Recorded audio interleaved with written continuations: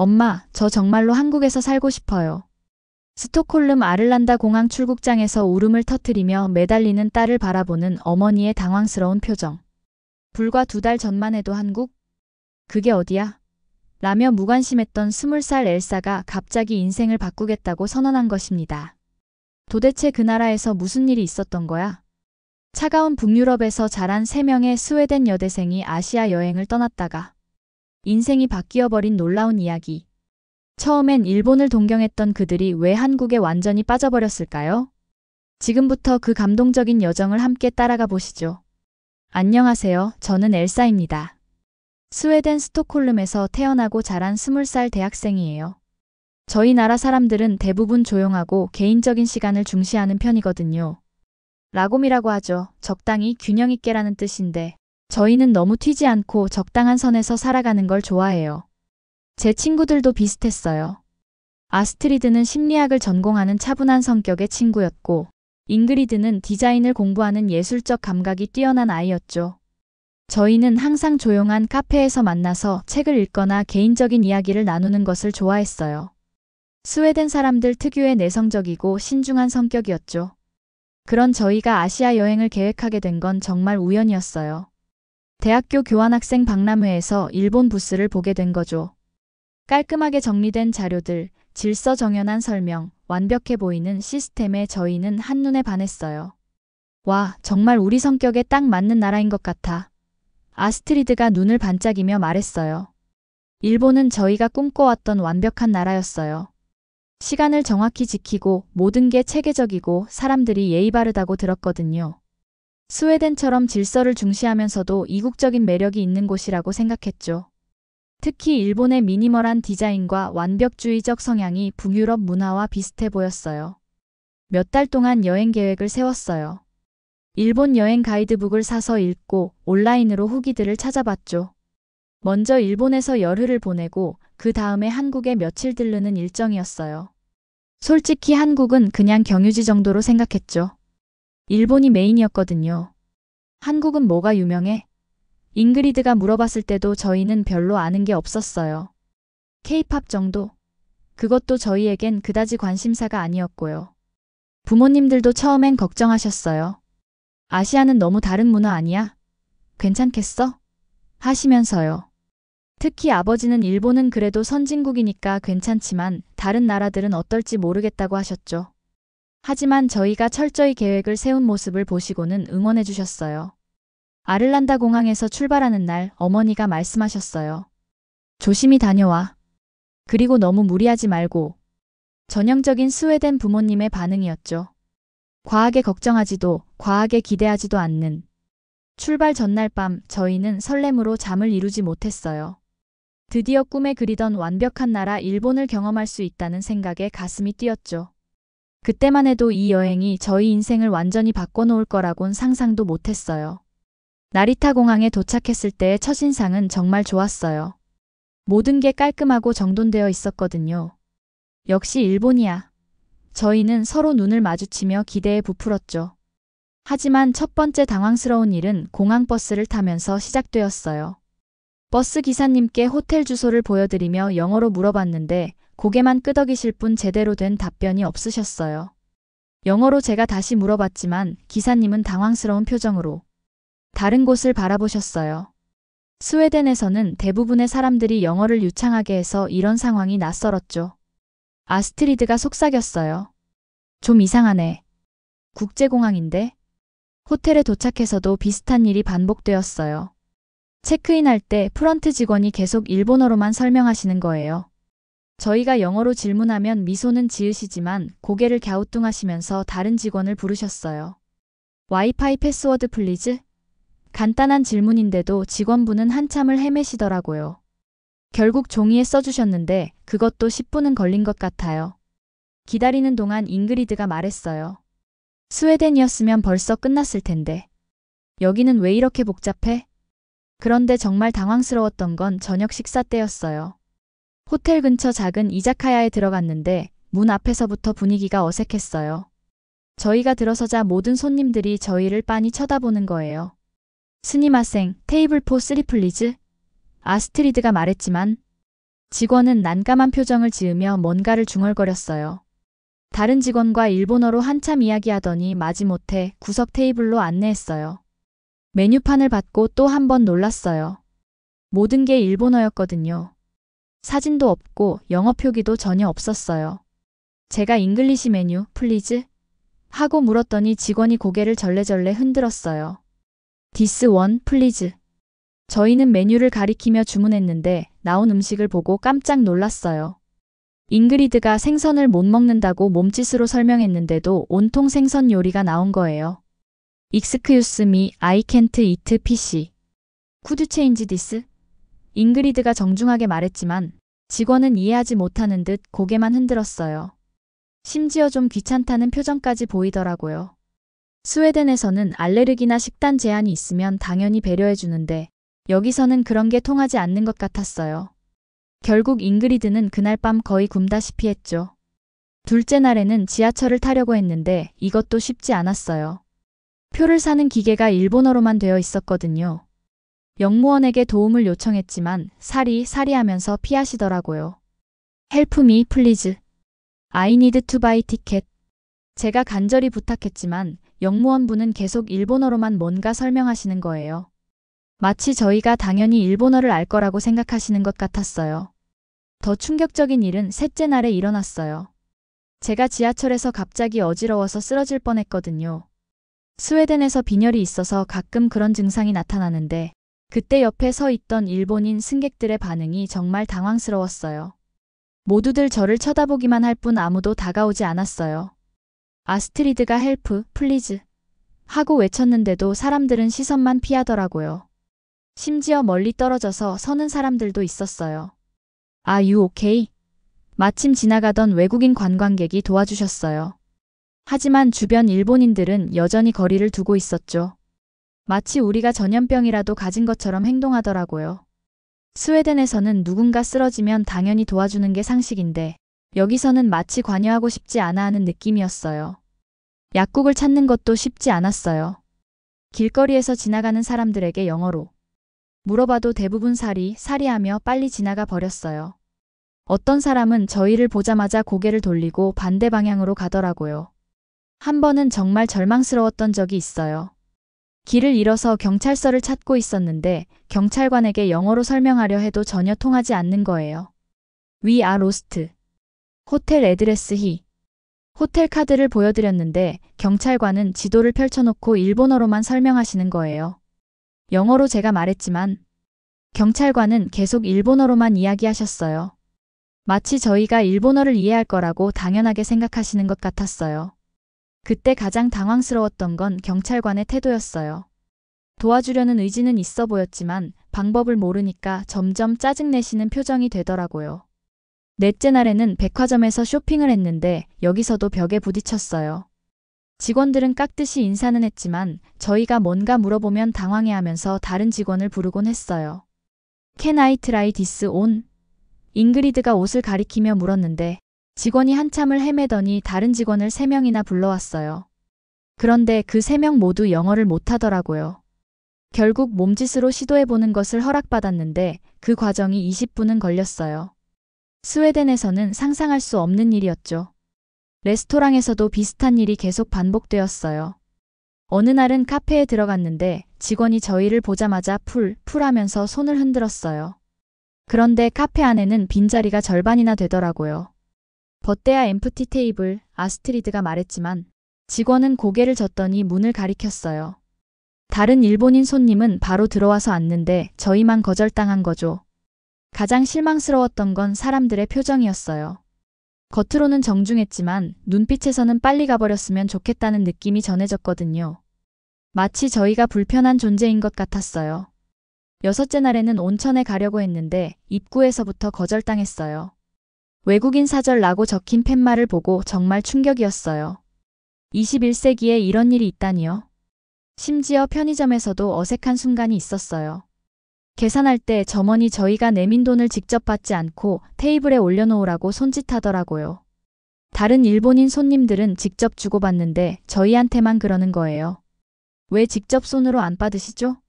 아스트리드가 물었지만 점원은 그냥 미소만 지었어요. 그 미소가 진심인지 형식적인 건지 알 수 없어서 더 답답했죠. 아스트리드가 어느 날 밤 말했어요. 뭔가 이상해.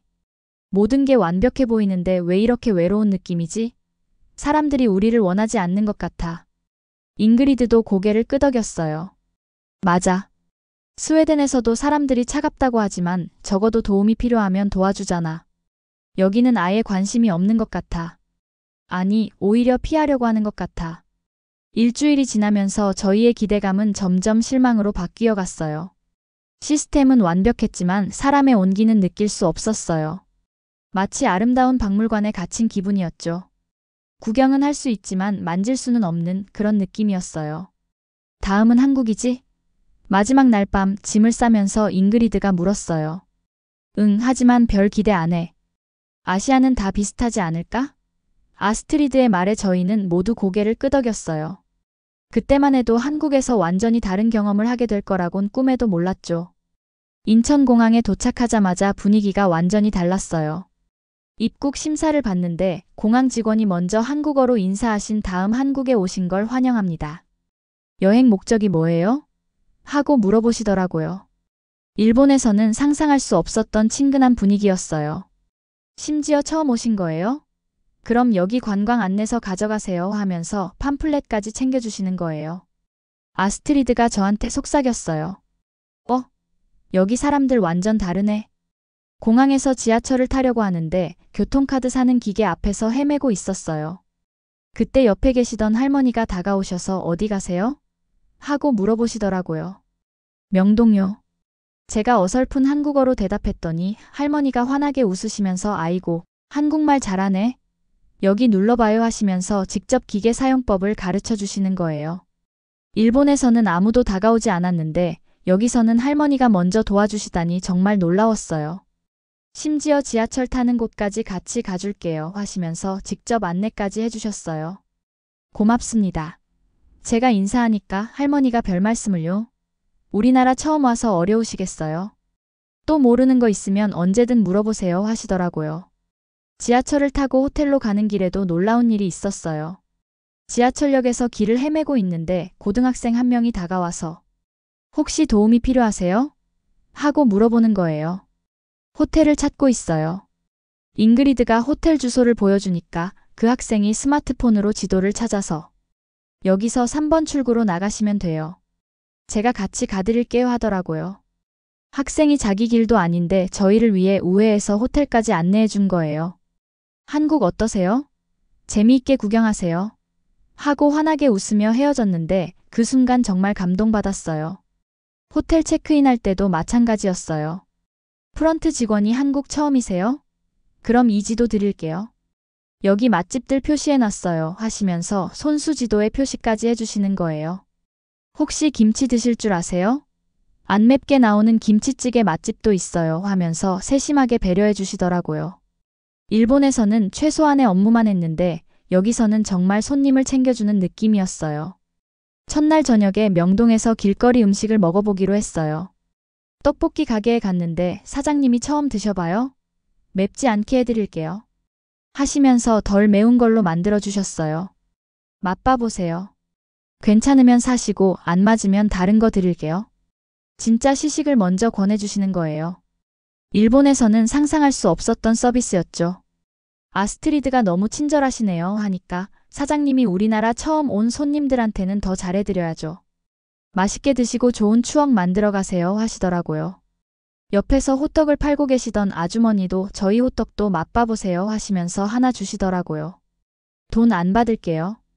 외국 손님이니까 서비스예요 하시면서 환하게 웃으시더라고요. 둘째 날에는 경복궁을 구경하러 갔어요. 한복 체험을 하고 있는데 한복 가게 사장님이 어느 나라에서 오셨어요? 하고 물어보시더라고요. 스웨덴에서 왔어요. 제가 대답하니까 어머 스웨덴. 복지 정말 잘 되어 있다고 들었어요. 거기는 추우시죠? 하시면서 진짜 관심을 가져주시는 거예요. 한복을 입혀주시면서도 계속 이야기해 주셨어요. 이 색깔이 피부에 정말 잘 어울려요. 사진 많이 찍어가세요.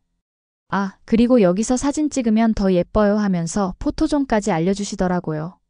심지어 나중에 사진 잘 나왔나 보여주세요 하시면서 카카오톡까지 교환하셨어요. 단순한 장사가 아니라 진짜 친구가 된 기분이었죠. 경복궁에서도 놀라운 일이 있었어요. 사진을 찍고 있는데 지나가던 아주머니가 제가 찍어드릴까요? 하고 먼저 제안해 주시는 거예요. 사진을 찍어주시면서 여기서도 찍어보세요. 배경이 더 예뻐요 하시면서 여러 장소에서 찍어주셨어요. 심지어 이런 포즈로 해보세요 하면서 포즈까지 알려주시더라고요. 한국 처음이세요? 그럼 인사동도 꼭 가보세요. 전통찻집 정말 예뻐요 하면서 추천까지 해주셨어요. 완전 모르는 사람인데 이렇게 친절하게 해주시다니 믿어지지 않았어요. 그날 오후에는 인사동에 정말 가봤어요. 전통찻집에 들어갔는데 사장님이 처음 와보셨어요? 저희 집 시그니처 차 한번 드셔보세요 하시면서 특별한 차를 내어주시더라고요. 이 차는 몸에 정말 좋아요. 피로 풀려요 하시면서 차에 대해서도 자세히 설명해 주시고 한국 전통 과자도 같이 드세요 하면서 여러 가지 과자를 가져다 주셨어요. 더 놀라웠던 건 계산할 때였어요. 처음 오신 거니까 이번엔 차값만 받을게요. 과자는 서비스예요 하시더라고요. 이런 서비스는 정말 처음 경험해봤어요. 셋째 날에는 정말 잊을 수 없는 일이 있었어요. 지하철에서 제가 또 어지러워하고 있었거든요. 그런데 이번엔 완전히 다른 반응이었어요. 괜찮으세요? 옆에 서 있던 회사원 아저씨가 바로 다가오셔서 물어보시더라고요. 혹시 앉을 곳이 필요하세요? 하면서 자기 자리를 양보해 주시려고 하시는 거예요. 물 필요하세요? 하시면서 가방에서 물까지 꺼내주시고 역 직원 불러드릴까요? 하면서 정말 적극적으로 도와주시려고 하시더라고요. 다른 승객들도 걱정스러운 표정으로 바라보시면서 괜찮냐? 고 물어보시고 어떤 할머니는 가방 들어드릴게요 하시면서 제 가방을 들어주시기까지 했어요. 일본에서는 모두 피했는데 여기서는 모든 사람이 도와주려고 하니까 정말 감동이었어요. 한국 사람들 정말 따뜻하네요. 아스트리드가 눈물이 날 뻔하다고 하더라고요. 어떤 대학생은 외국인이세요? 혹시 병원 가야 하시나요? 제가 안내해 드릴게요 하면서 정말 진심으로 걱정해 주시더라고요. 결국 괜찮다고 했지만 그 마음이 정말 고마웠어요. 넷째 날에는 동대문에서 쇼핑을 했는데 여기서도 놀라운 경험을 했어요. 옷가게에서 쇼핑하고 있는데 사장님이 어느 나라 사람이에요? 하고 물어보시더라고요. 스웨덴에서 왔어요. 하니까 와, 스웨덴. 거기 정말 살기 좋다고 들었어요. 이케아도 스웨덴 거죠? 하시면서 진짜 아는 척이 아니라 관심을 가져주시는 거예요. 옷을 골라주시면서도 이거는 한국에서만 파는 디자인이에요. 스웨덴 가서 입으면 정말 특별할 거예요 하시면서 설명해 주시고 심지어 친구들 선물로 이것도 가져가세요 하면서 작은 선물까지. 스웨덴 추우시죠? 이거 입으면 따뜻할 거예요 하면서 패딩 점퍼까지 추천해 주시고 할인도 특별히 더 해드릴게요 하시더라고요. 정말 가족처럼 챙겨주시는 느낌이었어요. 가장 감동적이었던 건 다섯째 날이었어요. 비가 갑자기 내리기 시작했는데 우산이 없어서 카페에서 비를 피하고 있었거든요. 그때 옆 테이블에 앉아 계시던 아주머니가 우산 없으세요? 하고 물어보시더니 제가 우산 하나 더 있어요. 가져가세요 하시면서 새 우산을 주시는 거예요. 아니에요, 괜찮아요. 제가 사양했더니 비에 젖으면 감기 걸려요. 한국에서 아프면 안 되죠 하시면서 억지로라도 챙겨주시려고 하시더라고요. 결국 우산을 받았는데 나중에 돌려드릴게요 하니까 아니에요. 그냥 가져가세요. 한국 여행 기념품이라고 생각하세요 하시는 거예요. 정말 감사합니다. 제가 인사하니까 우리나라 와서 좋은 추억 많이 만들어 가세요. 또 놀러 오세요 하시더라고요. 완전 모르는 사람한테 이런 친절을 베풀어 주시다니 정말 믿기지 않았어요. 그날 저녁에는 삼겹살집에 갔는데 여기서도 특별한 경험을 했어요. 사장님이 외국인이세요? 삼겹살 처음 드셔봐요? 하고 물어보시더라고요. 네, 처음이에요. 하니까 그럼 제가 직접 구워드릴게요. 맛있게 먹는 방법도 알려드릴게요 하시면서 테이블까지 나와서 고기를 구워주시는 거예요. 이렇게 상추에 싸서 드세요. 여기에 마늘, 여기에 된장 이렇게 같이 드시면 맛있어요 하면서 하나하나 가르쳐 주시더라고요. 마치 가족이 해주는 것 같았어요. 심지어 김치찌개도 서비스로 드릴게요.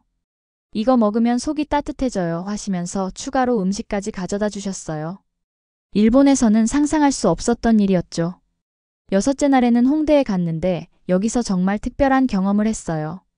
클럽에 들어가려고 하는데 입구에서 직원이 외국인이세요? 처음이세요? 하고 물어보더라고요. 네, 스웨덴에서 왔어요. 하니까, 와, 스웨덴. 멋있네요. 한국 클럽 처음이시죠? 제가 설명해 드릴게요 하면서 정말 친절하게 안내해 주시는 거예요. 클럽 안에서도 한국 젊은이들이 외국인이에요? 어느 나라? 하면서 관심을 가져주고, 한국 어떠세요? 재미있어요? 하면서 진짜 친구처럼 대해주더라고요. 심지어 한국 음식 잘 드세요? 맛있는 곳 알려드릴게요 하면서 카카오톡을 교환하자고 하는 친구들도 있었어요. 일본에서는 상상할 수 없었던 일이었죠. 한국 문화 어떠세요? 저희가 한국 전통 문화도 보여드릴게요 하면서 주말에 한옥마을에 같이 가자고 제안하는 친구들도 있었어요. 정말 진심으로 한국을 소개해주고 싶어 하더라고요. 마지막 날에는 남대문 시장에 갔어요. 여기서도 정말 인상 깊은 일이 있었는데 한 아주머니가 어디서 오셨어요? 하고 물어보시더라고요. 스웨덴에서 왔어요. 하니까 어머 스웨덴. 거기 정말 좋은 나라죠. 복지도 잘 되어 있고 하시면서 스웨덴에 대해 아시는 게 많으시더라고요. 여기 뭐 사실 거예요? 하고 물어보시길래 기념품을 사려고 해요 하니까 그럼 제가 좋은 걸로 골라드릴게요 하시면서 직접 골라주시는 거예요. 계산할 때도 외국 손님이니까 할인해 드릴게요. 그리고 이것도 추가로 드릴게요 하면서 작은 선물까지 챙겨주시더라고요. 그 순간 정말 깨달았어요. 한국 사람들의 정이라는 게 이런 건가 싶었어요. 처음 만난 사람이어도 진심으로 챙겨주고 도움이 필요하면 자기 일처럼 나서서 도와주는 그 마음 말이에요. 일주일이 지나면서 저희 마음이 완전히 바뀌었어요. 처음에는 그냥 며칠 구경하고 갈 생각이었는데 이제는 더 오래 있고 싶어졌어요. 여기 사람들 정말 다르다. 잉그리드가 말했어요. 일본에서는 모든 게 완벽했지만 차가웠는데 여기서는 완벽하지 않아도 따뜻해. 아스트리드도 고개를 끄덕였어요. 맞아. 스웨덴에서도 이런 따뜻함은 느껴본 적이 없어. 정말 사람 냄새가 나는 곳이야. 마지막 날 밤 저희는 한강에서 치킨을 먹으며 이야기를 나눴어요. 정말 한국에서 더 지내고 싶다. 제가 말했더니 친구들도 모두 같은 마음이라고 하더라고요. 어떻게 하면 더 오래 있을 수 있을까? 아스트리드가 진지하게 물었어요. 그때부터 저희는 한국에서 더 오래 지낼 방법을 찾기 시작했어요. 한국에서의 마지막 밤 저희는 정말 심각한 대화를 나눴어요. 인천공항에서 출국 수속을 밟으면서도 계속 망설이고 있었거든요. 정말 스웨덴으로 돌아가야 할까? 제가 먼저 말을 꺼냈어요. 아스트리드가 한숨을 쉬며 대답했어요. 나도 같은 생각이야. 여기서 더 지내고 싶어. 하지만 어떻게? 그때 잉그리드가 갑자기 말했어요. 나는 여기 남을 거야. 저희는 깜짝 놀라서 잉그리드를 바라봤어요. 정말? 진심이야? 응. 교환학생 프로그램 알아봤어. 다음 학기부터 지원할 수 있대. 한국어도 배우고 싶고 여기서 진짜 생활해보고 싶어. 잉그리드의 말에 저도 용기가 났어요. 나도 알아볼래. 여기서 느낀 따뜻함을 더 경험하고 싶어. 아스트리드도 고개를 끄덕였어요. 그럼 우리 모두 한국에서 만나자. 스웨덴 가서 준비하고 다시 와. 그렇게 저희는 한국에서 더 오래 지낼 계획을 세우기 시작했어요. 스웨덴에 돌아가서 부모님께 말씀드리는 게 가장 어려웠어요. 아버지는 처음에 반대하셨어요. 한국에서 뭘 하겠다는 거야? 스웨덴에서도 충분히 좋은 교육을 받을 수 있잖아. 하지만 제가 한국에서 찍은 사진들과 영상들을 보여드리면서 설명했어요. 아빠, 여기 보세요. 이 사람들이 저한테 얼마나 친절했는지 아세요? 할머니가 지하철 카드 사는 법을 가르쳐 주시는 영상, 사장님이 직접 고기를 구워주시는 모습, 우산을 나눠주신 아주머니 이야기까지 하나하나 들려드렸어요. 어머니가 눈시울을 붉히시며 말씀하셨어요. 정말 따뜻한 사람들이구나. 스웨덴에서도 이런 경험 못 해봤지? 맞아요, 엄마. 거기서는 말이 안 통해도 마음이 통했어요. 정말 사람다운 곳이에요. 며칠간의 설득 끝에 부모님도 이해해 주셨어요. 그럼 1년만 다녀와라. 정말 좋으면 그때 다시 상의하자. 교환학생 프로그램에 지원하는 과정도 쉽지 않았어요. 한국어 공부도 시작했고 한국 문화에 대해서도 더 많이 알아봤어요. 6개월 후 드디어 한국 대학교 교환학생으로 합격 통지를 받았어요. 아스트리드와 잉그리드도 모두 합격했죠. 정말 다시 가는 거야. 저희는 서로 얼싸안고 기뻐했어요. 두 번째 한국 생활은 첫 번째와 완전히 달랐어요. 이제는 관광객이 아니라 학생으로서 진짜 한국 생활을 시작한 거니까요. 대학교 기숙사에 들어가면서 한국 룸메이트와 생활하게 되었어요. 민지라는 친구였는데 정말 친절하게 도와줬어요. 한국 생활 어려우면 뭐든 물어봐. 내가 다 알려줄게. 민지의 말에 정말 든든했어요. 한국어 수업도 열심히 들었어요. 처음에는 정말 어려웠지만 한국 친구들이 많이 도와줬어요. 같이 밥 먹으면서 자연스럽게 한국어를 배울 수 있었죠. 엘사, 이거 어떻게 발음해? 아스트리드, 이 문법 맞아? 저희는 매일 한국어와 씨름했지만 그 과정이 즐거웠어요. 가장 기억에 남는 건 첫 번째 추석이었어요. 민지가 고향에 가면서 저희를 초대해줬거든요. 우리 부모님도 외국 친구들 만나보고 싶어 하셔. 같이 갈래? 민지 부모님이 정말 따뜻하게 맞아주셨어요. 우리 딸 친구면 우리 딸이지. 편하게 있어. 한복도 입혀주시고 전통 음식도 만들어주셨어요. 송편을 만들면서 이렇게 하는 거야 하시며 하나하나 가르쳐주셨죠. 여기가 진짜 우리 집이야. 그날 밤 저는 정말 그런 기분이었어요. 1년이 지나고 저희는 한국에 완전히 적응했어요. 한국어도 일상 대화는 무리 없이 할 수 있게 되었고 한국 친구들도 많이 생겼어요. 스웨덴에 계신 부모님께 영상통화로 근황을 전해드렸어요. 엘사가 정말 달라졌네. 표정이 훨씬 밝아졌어. 정말요? 저도 그런 것 같아요. 여기서 정말 행복해요. 아버지도 인정하셨어요. 네가 그렇게 행복해하는 모습 처음 봐. 정말 좋은 선택이었나 보구나. 결국 저희는 한국에서 학위를 마치기로 결심했어요. 교환학생이 아니라 정식으로 편입해서 한국 대학을 졸업하기로 한 거죠. 정말 한국에서 살겠다는 거야? 어머니가 걱정스럽게 물어보셨어요. 네, 엄마. 여기가 제 진짜 집 같아요.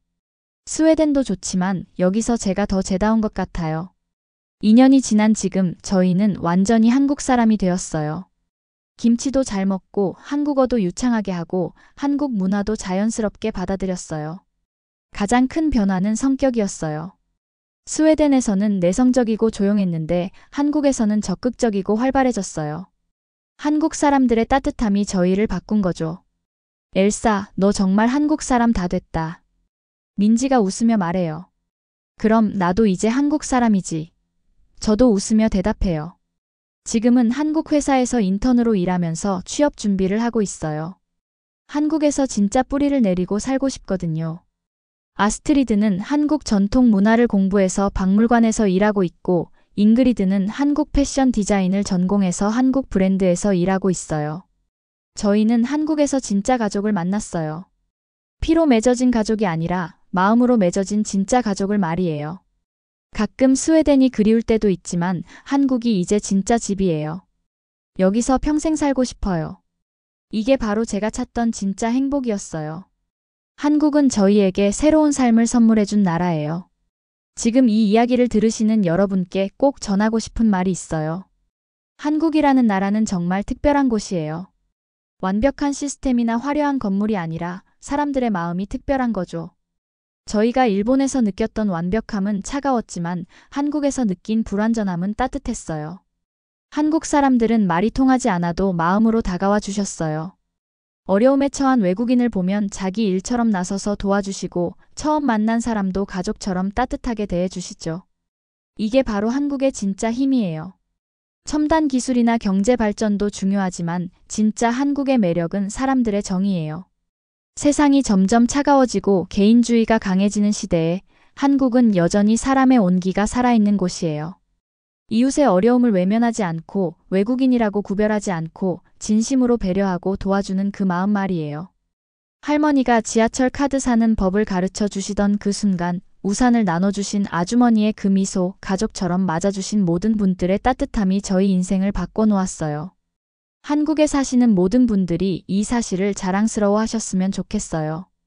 여러분이 가진 그 따뜻한 마음이 세상을 더 아름답게 만들고 있어요.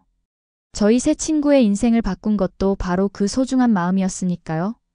정말 감사합니다. 대한민국. 오늘 사연은 여기까지입니다.